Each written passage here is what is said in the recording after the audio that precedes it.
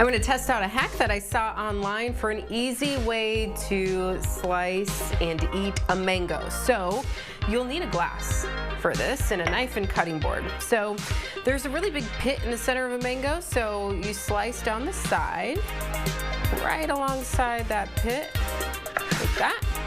And then, apparently, just take the glass where it meets, the skin meets the flesh, and you push down. Ooh, it's working. And pretty soon, I'll have mango in my glass. Aha! Look at that. That's pretty cool. I would typically peel it with like a potato peeler and do it that way, but this way was quicker, so I give it a thumbs up. Time to eat mango.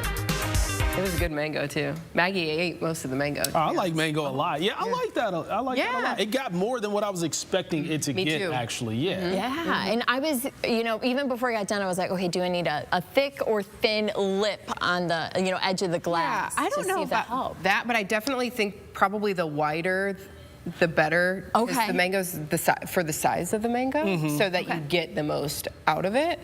Like I mentioned, I use a potato peeler normally. I get like a paper towel and then you start peeling it, and then once you get to where you can barely hold any, and then you use a paper towel so it doesn't slip out of your hand. Yes. We usually buy them sliced already. Oh, really? Yeah. Yeah. Yeah, we do. Usually, we do. We buy It's easier to have someone else do it. We don't, Oh, it's easier. We It's don't more eat a lot of expensive. mango anyway. But in South America, I had mangoes. They were about this big.